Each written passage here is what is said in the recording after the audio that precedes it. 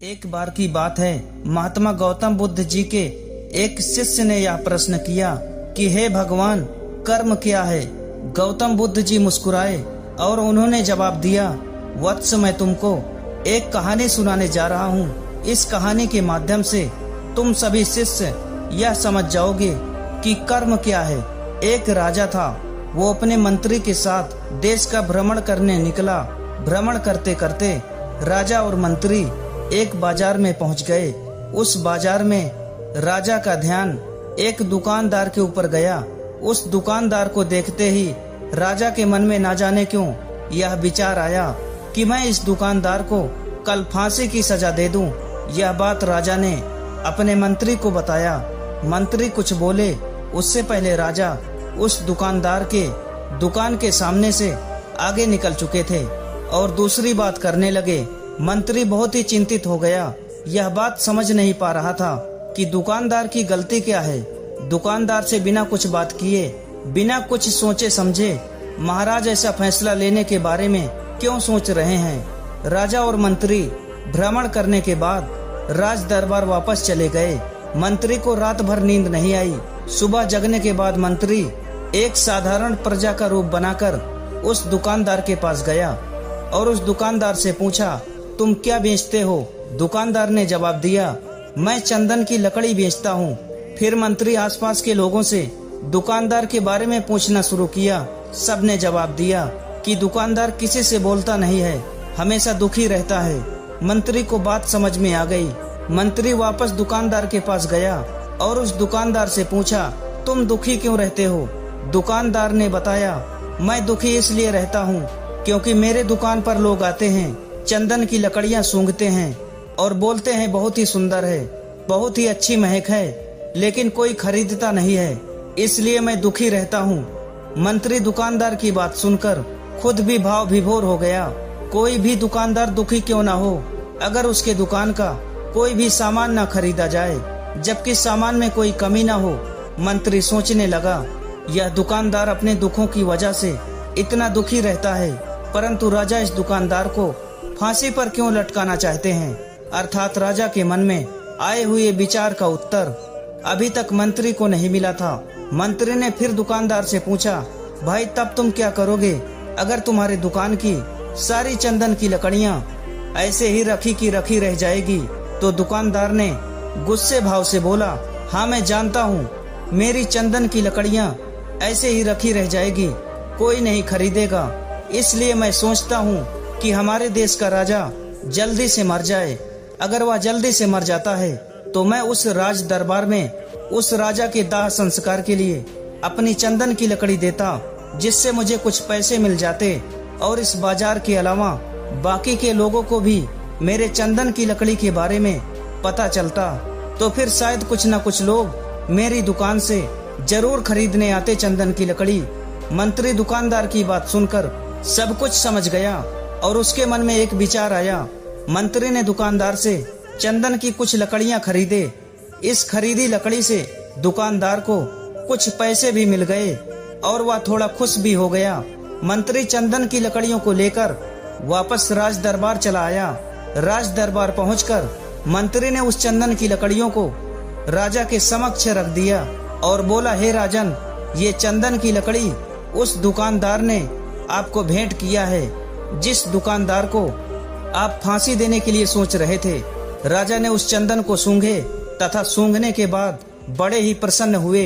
उन्होंने कहा, यह चंदन की लकड़ियाँ बहुत ही ज्यादा खुशबूदार है। दुकानदार के इस अनोखे भेंट से राजा बहुत खुश हुए और मंत्री को कुछ स्वर्ण मुद्राएं दी तथा बोले, जाओ उस दुकानदार को ये स्वर्ण मुद्राएं इनाम में देना और बोलना कि आज के बाद महल में जब भी कभी चंदन की लकड़ी की जरूरत पड़ेगी तब तुम्हारी दुकान से ही चंदन की लकड़ी ली जाएगी। मंत्री जी मुस्कुराने लगे तथा यह सोचने लगे कि अब तो राजा के मन में उस दुकानदार को फांसी देने का विचार आ ही नहीं सकता, क्योंकि अब तो हमेशा राज दरबार के लिए चंदन की लकड़ियों का इंतजाम की जिम्मेदारी उस दुकानदार को जो मिल गई है। मंत्री ने स्वर्ण मुद्राओं को लेकर वापस दुकानदार की तरफ चल दिया।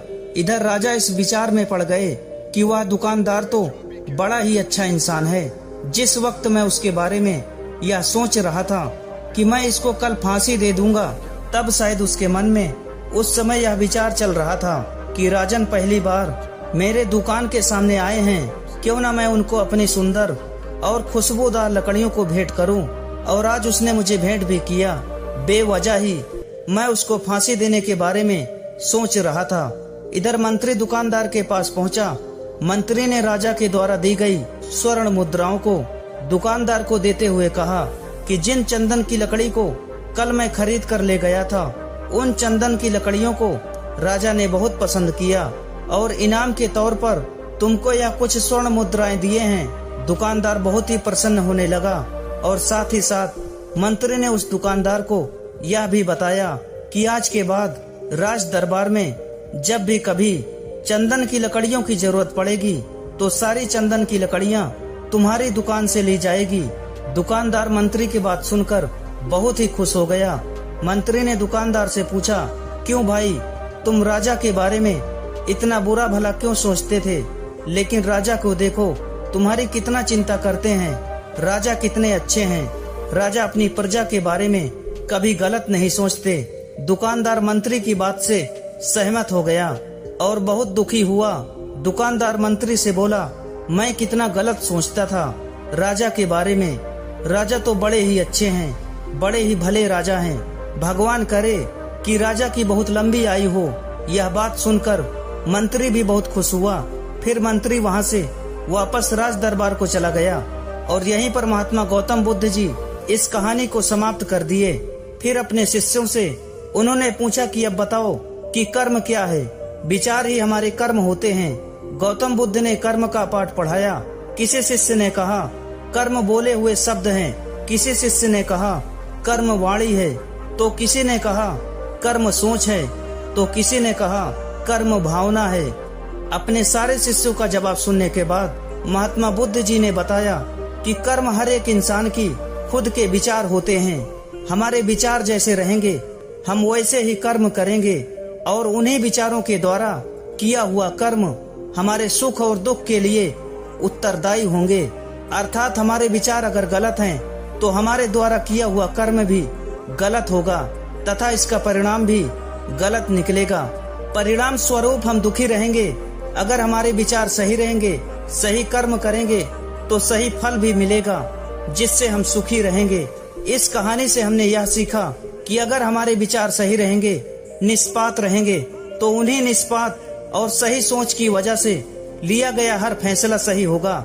जब फैसला सही लेंगे, जब सही कर्म होगा तो सही परिणाम मिलेगा जिसकी वजह से हम सुखी रहेंगे, हम खुश रहेंगे।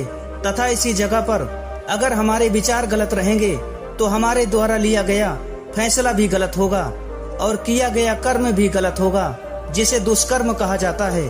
और उन्हीं दुष्कर्म की वजह से परिणाम भी गलत मिलेगा। जब दुष्परिणाम मिलेगा तब हम दुखी रहेंगे, परेशान रहेंगे।